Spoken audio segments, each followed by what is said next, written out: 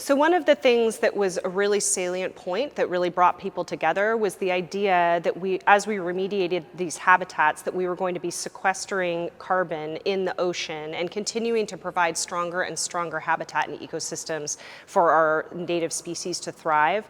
I grew up on an island adjacent to the San Juans, and in my lifetime, I have seen the pinto abalone be pushed to the brink of extinction, watched the starfish waste away, and the most iconic symbol of my district is the orca whale. And the orca is starving right now because of the lack of salmon coming into the San Juan Islands and around the surrounding waters of the Salish Sea. And so when we remediate these kelp and eelgrass areas, what we're doing is we're laying the bedrock and foundation of the flora and fauna that are required to have the entire ecosystem thrive, from the microorganisms that are in the soil and substrate all the way through the plant life, the juvenile salmonoids, and all the way up to the orca. And for my constituents and for my colleagues, everything that we can be doing to save our megafauna is a step in the right direction. Just following on from that, I think there's a lack of understanding generally that it's not enough just to reduce the amount that we're putting into the atmosphere. It really is about removing, creating sinks and stuff. How much of an obstacle has that been, and how have you approached that with people to explain to them that it's essential to do that? Well, I think that one of the things that troubles me about some of the responses we've had to climate change is that we're looking for some silver bullet that's going to take care of all of our climate issues. And I think what is one of the selling points of something like the kelp bill is that this is an all hands on deck approach. We have to both do habitat restoration, we have to do conservation, we have to ensure that we're protecting even the lowliest creatures on the planet, because they're all Sorry, I just said fart and that was funny, so I'm going to start over. Absolutely. So what we need in climate resiliency is an all hands on deck approach. So I think that was one of the things that really resonated with folks, was the idea that we could be sequestering carbon through our plant life.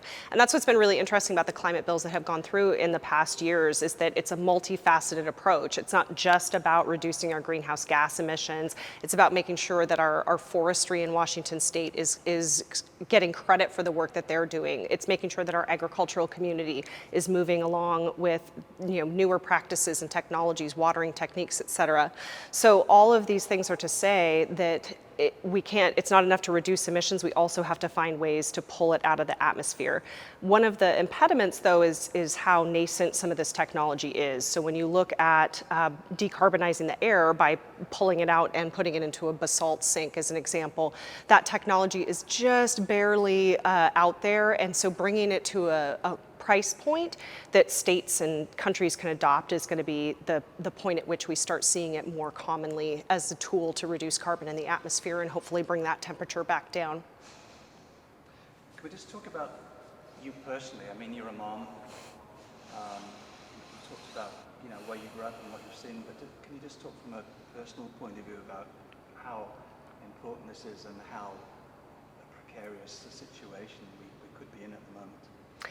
Absolutely. So I think one of the things that drives me to do this work, in addition to having been compelled to do environmental work throughout my life, is seeing some of the hopelessness that the youth have shown through their climate assemblies. They're really incredulous that we haven't done more already, and that we've let it get to this point, that we do it under the auspices of preserving the economy rather than realizing that the planet that we live on is the only way we're all going to survive.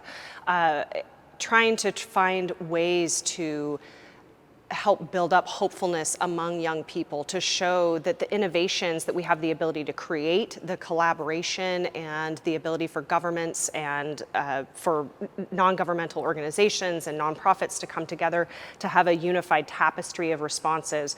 And especially when you can show bipartisan work, because I think at a time when our country is so divided, to be able to show that in fact you can come up with policies that are unilaterally appealing to folks, and when you can tailor it to the specific communities that they live in, I think it creates a template to be able to have other people replicate that work and to show that we can repeat it again and again and again, so that we can get that scale on both the technology side and the ability to deploy meaningful policy, one jurisdiction at a time. The film that we're making, based on the book that you may have read, or it's kind of inspired to a degree by that. And there's 4 different areas that we're looking at, but there's a kind of a criteria aspect of that, which is it's repeatable, it's scalable, and it's financeable. Forgive the English there. With your thoughts on that, it's about getting these alternative ways of creating carbon sinks, for them to really be bought across the aisle, even if they're financially viable, you're 90% there. Well, what I have found in my work is that if you can't convince people to do something because it's the right thing to do, you can often convince them because it is the financial reason. And the more that we move towards commodifying our waste and finding secondary markets for those products, those things, then we're going to find more and more ways to sell those in communities. And the reality is, especially rural communities have been bearing the brunt of so much of this. They're where we site all of our energy facilities. They're the ones who are growing our food. And so when you get a very partisan approach and you try to apply it across the board without really getting their input, it kind of falls flat. So the more we're monetizing both our waste management stream, whether we're talking about recycling wind turbine blades or the cradle to grave resource ethics around batteries, we've got a lot of room, I think, to create an economy of the future that incorporates that waste stream management into what we're doing. There's something that you said a short while ago to us in conversation, and we won't use this if you don't want to, but this, one of the big obstacles, I think, certainly in dealing with third world countries who are facing the biggest brunt of all this, is the sense that we're just prescriptive and we just present solutions in our mind and they must buy that. Could you just talk about being mindful of inclusivity? Absolutely. So this is a planet for which if we pollute in the United States, they're still going to feel that across the ocean. If we have unregulated oil refining in China, as an example, we're going to feel that in America. And that instability that we have created through a legacy of colonialism and economic exploitations in other countries has left them with a legacy of pollution. Not only do we have an obligation to deal with that and to stare in the face what we have done to these other countries, but understand that that is part of what is exacerbating the migration of folks immigrating to the United States. And when their countries are turning into desert, when places they can't keep their livestock alive, when their water systems are corrupted and they have dirty water, where are they going to turn? And ultimately thinking of this as, again, these small scale replicable models, but also that have the ability to influence globally is important. And I think the main piece that I like to keep centered in my climate work is that unless we can enfranchise the poorest folks among us to be able to take part in these new technologies and these innovations, we're going to continue to exacerbate a wealth stratification that is absolutely untenable over time. And the reality is, unless we want to have countries in the world that are totally subservient in perpetuity because of the resources that they have on the ground there, we are just going to continue to see replications of the same problems again and again and never get at the heart of this, which is we're all in this together. This is the one planet that we have to live on, and an injustice to one is an injustice to all. Where we hopefully need to go. I had a really very deep conversation with my kids recently. I have a big record collection and they pulled out this old Doors album. And I found myself explaining the Vietnam War to them and why that was different than many other conflicts we've had around the world. And so I try to give them the historical context of how we got where we are, but also that spirit of resourcefulness, of scientific exploration, of intellectual integrity that has the ability to solve real problems. I have a good colleague who likes to talk about acid rain, about how they figured out how to reduce that, how to monetize it, how to turn this, how to basically erase that problem. And now we don't have an issue with acid rain in the United States. And so I think that the fact that we have such incredible minds working together, thinking together, trying to find solutions that work for people is really going to continue to propel us in the right direction. And quite frankly, I just am a pragmatic optimist. And so even when they're kind of feeling bleak, just coming back to, well, your mom is working on this, and I know all of these incredible scientists, technicians, innovators that are coming together to really work, knowing that we have shared purpose. Just to add to that, at the beginning of the film, we've got a bit of the speech from Kennedy, the moonshot. You know, we're going to the moon, we're going to bring someone back, we'll figure it out. But, and you know, 10 years later, they achieved that. So you think that's the scenario that we may have here, where ultimately we will be able to kind of create a climate that's been restored?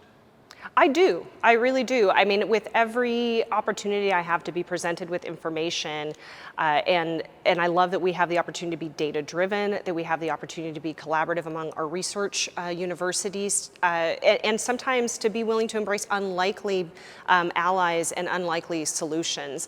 I just saw a TED Talk the other day about reuniting herds of animals and moving them en masse as they have done throughout time immemorial is actually an antidote to desertification. So, there's all of this work that's being done from every level, from the microorganisms that are in the soil all the way up to our eagle and bison and whale.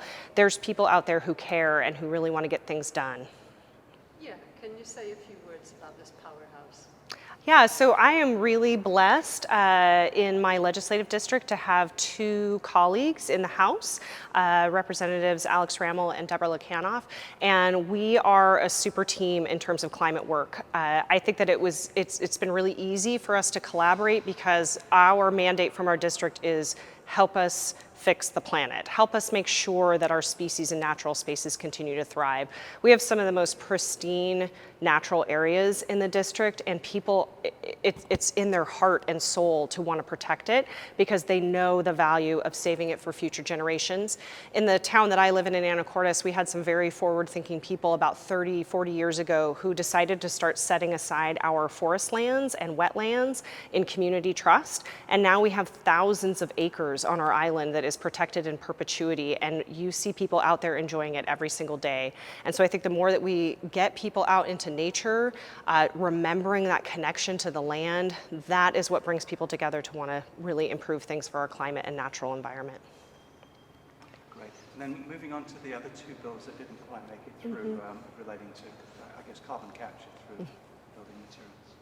Yeah, so those were very complicated politically, and I will say in general, Sorry. you Could you start that off as a statement, Yeah. because it might be difficult for me to lead in with that, describing it.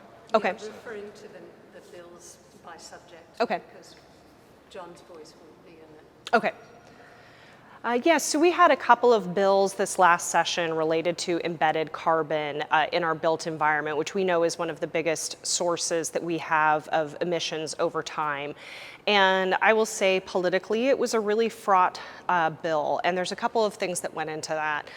One, it generally takes a while, a few sessions at least, to get really big policies across the finish line, so don't lose hope. There's always next session is kind of part of the way that this works. Secondly, I think one of the issues that we're really balancing, and back to my earlier comments about the effects that climate change disproportionately have on under-resourced folks, is that we make things more expensive at the outset with every environmental protection that we put in place. Or at least that's the conventional wisdom, even though they get the benefit of better indoor air quality, lower bills.